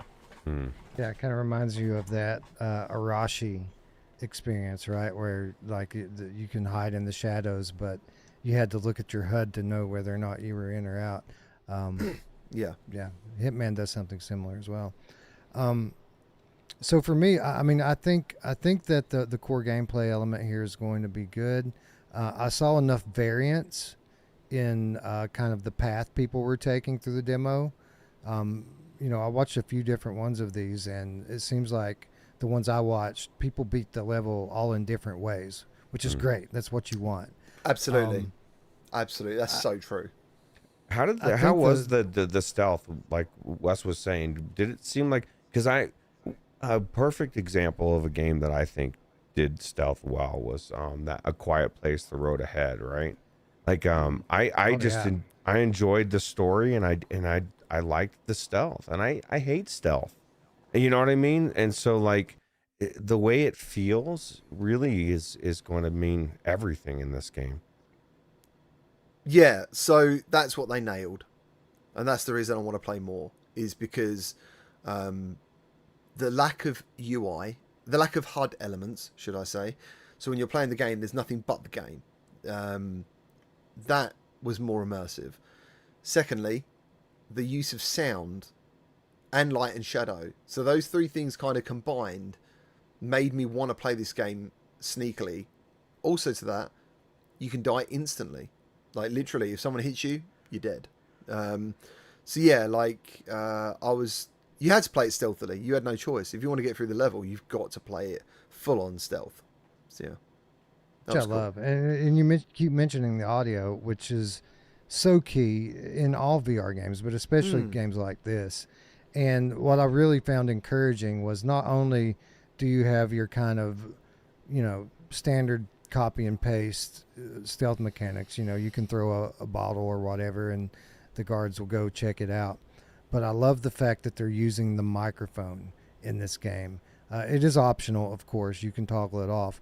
But I love the fact that if you want to distract someone, you can kind of, sneak away or around the back way and then literally physically whistle in real life. They'll hear you talk or yell or whatever, and then they'll come to investigate that.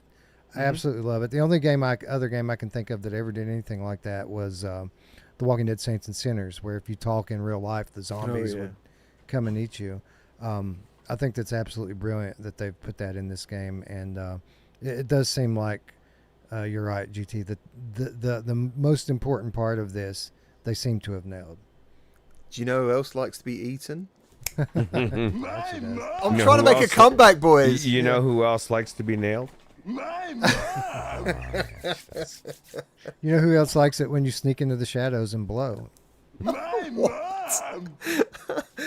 She's the one sneaking. Oh, So really the only question I have with this now, that I think is a fairly big one if you share similar interests to me, is one of the main elements of the original Thief games that made people love it so much is that you don't so much have to go down the beaten path immediately. Like while the path to the end is linear, the game itself is not. It gives you a lot of freedom to explore, sneaking in and out of places that maybe you don't have to, but you can sneak in, explore. There's tons of collectibles to find, and there's multiple paths around to get to your ultimate goal. So that's my question, and maybe you were able to tell it from the demo and maybe not. But do the worlds seem more like open like that, where you don't necessarily have to go where they're telling you to go, but you can kind of make up your own mind which path ahead that you want to take? I would say it's got so this is a double answer, I think. In the first part of the game, which I played on the Quest, which was kind of like the tutorial and definitely looked more like what I think Thief will look like: cobbled streets, old towns. That actually looked open, but I kind of found it a little bit linear. But I think the way the guards are moving and on patrol, I think there's multiple different ways of getting around those particular scenarios. And then the second level, when you're at the mansion kind of thing, the big castle, yeah, I mean, that looked like... I still think there's going to be... I think they're going to develop it so there's at least two ways that you can get into somewhere. So potentially there's a different way of doing it. But yeah, I wouldn't call this it's a sandbox, It's a sandbox. Is it because like you'll often hear me on here, especially this year, talking about Hitman VR and how that might be the best game in VR now that they've upgraded it. And one of the things I really love about that game is that you don't have to do what it tells you to do. You can literally just explore all of these buildings and just go and explore and find collectibles for hours and hours on end.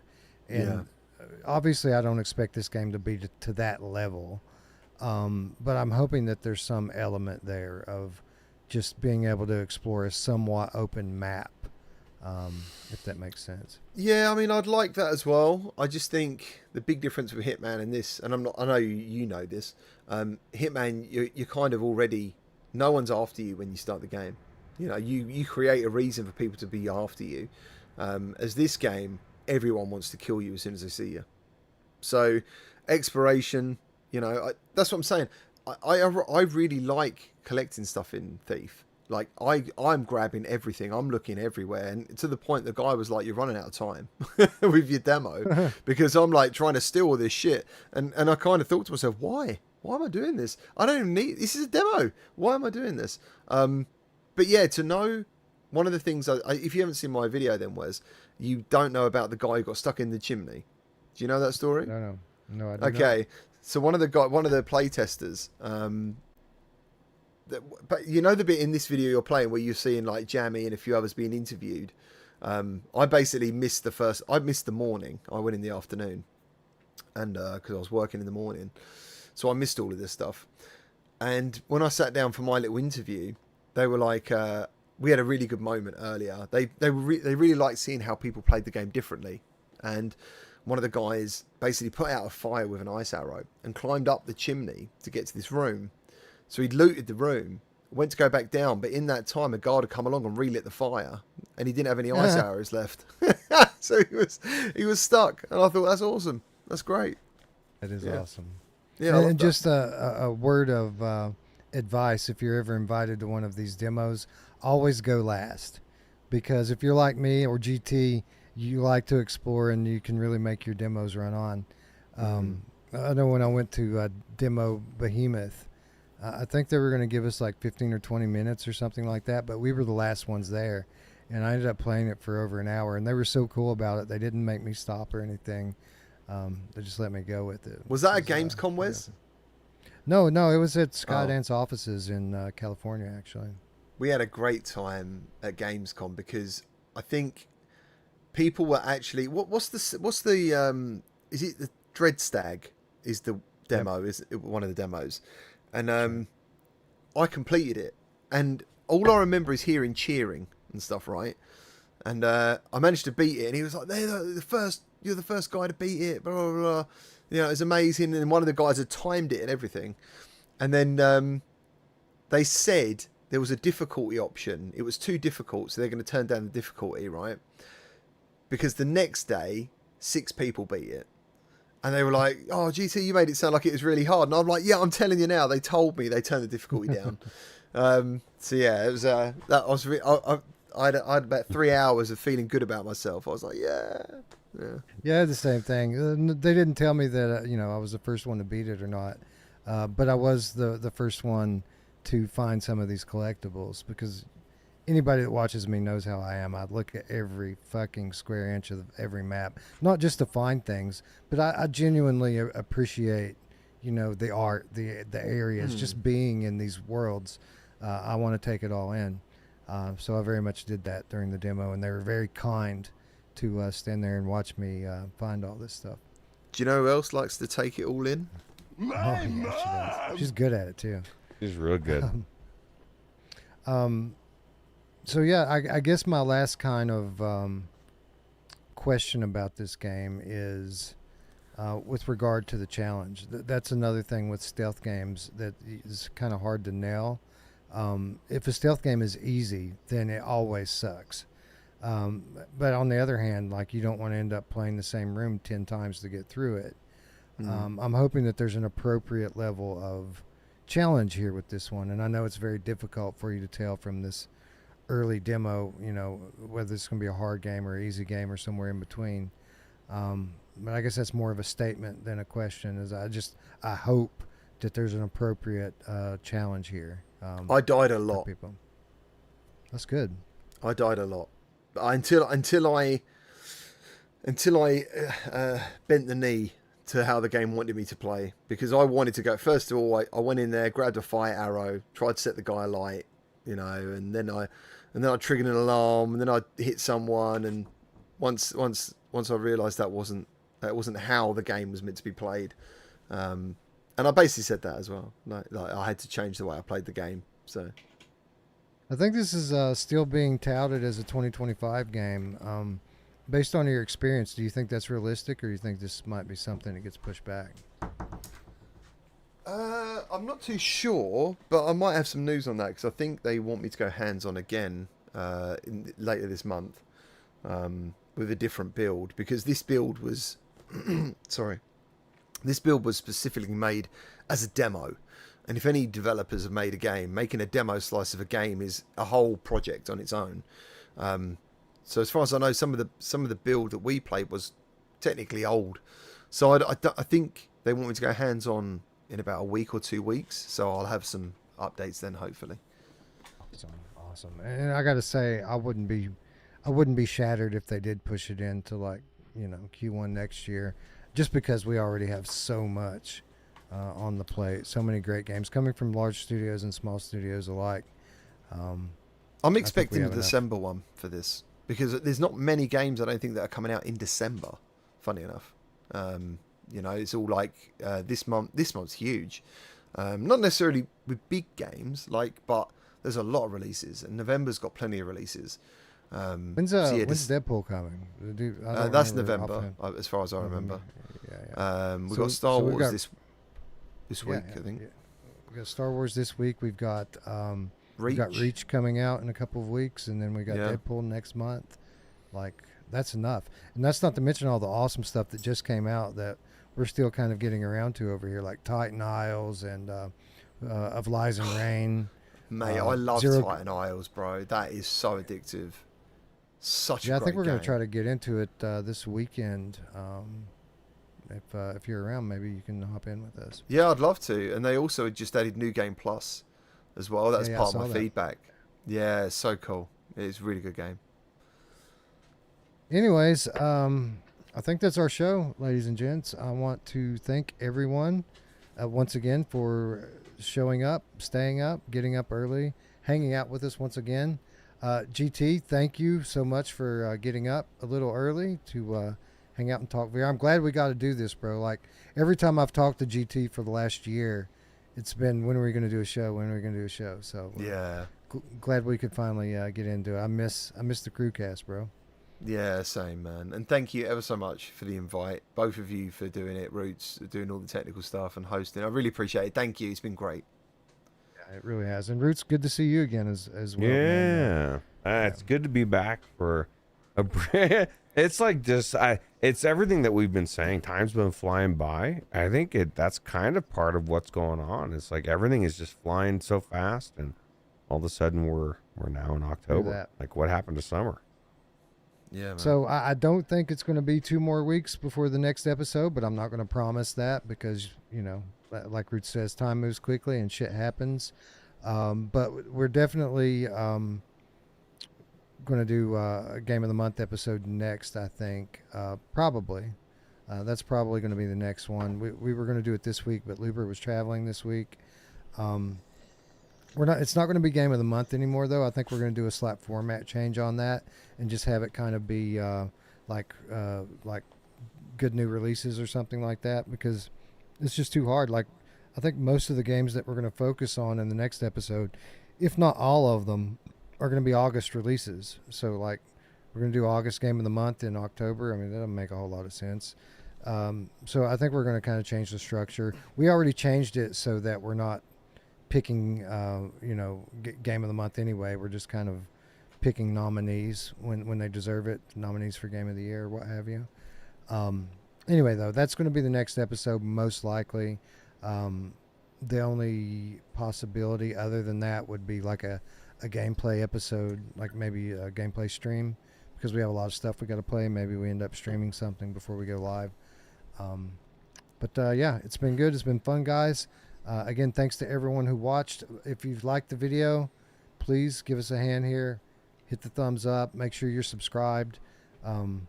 A lot of stuff's been changing with YouTube, and we've had a few subs drop off, actually. Not a lot, but it hasn't really been moving up for a while now. So if you would make sure you're subscribed. I noticed that they're doing the views different now, too. I don't know if you guys noticed this, but anytime you scroll your mouse pointer over something on the screen and it plays for like a half a second, if you go into your view history, it will show that like you watched that video. Yep, I did notice that, and I wondered how that was going to mess with people's algorithms, because you might just have your cursor over it. Yeah, it makes it so that YouTube can manipulate views, right? Like they manipulate which videos get the most views by picking which videos go in people's recommended feed. That could also harm videos, though, because watch time. You need 3 things to make a good video. It's watch time, well, 4 maybe. Obviously, title, thumbnail, click-through rate, watch time, and retention. Or watch time is retention. So if you look at a video for 4 seconds, that's terrible. Well, that's awful. That's the worst thing you can do. Yeah. The click it wasn't important. It was the fact you clicked it and went, fuck this, I don't want to watch it. So if it replicates that, if that's a statistic that happens, that's bad. And also now they force you to be logged in. Like, you can't just scroll it on a browser anymore. You know, if you click a link off Twitter, it won't play the video. It'll say you have to sign in. So we've lost a lot of like just people using like ad blockers, and that's why no one's seen a drop in revenue. You know, you've seen a drop in views. So like, I was getting maybe like 700,000 or something every 28 days, roughly, but now it's around 500,000. But my revenue's exactly the same, because those people who watched on desktop without signing in, for example, weren't paying for an ad anyway. You know, it didn't make any difference, or they're using ad blockers. So yeah, please make sure you're subscribed. Make sure you ring the bell so that you can be notified when we go live. If you don't want to wait 2 weeks to see or talk to us again, join the Discord. Absolutely free. There's an invitation link in the description down below. And then, of course, if you want to do a little extra to help support, you can follow us on Patreon. And as I promised on the last episode, I have updated the outro with all the current Patreon members. I had to strip off about 24 or so names that were on there that shouldn't have been. Some of them canceled like 6 months ago, but certainly understand why with the less frequent episodes, and obviously I got to come up with some benefits for the patrons. I used to give quite a lot, and now I'm literally giving nothing. So we need to get them some exclusive gameplays up there on something. But anyway, if you're supporting on Patreon, we appreciate you. We updated the outro to make sure that the people that are supposed to be recognized are getting recognized. And yeah, with that said, thanks again for watching. For Roots and GT, I'm Wes. We'll see you on the next one. Peace. Stay easy.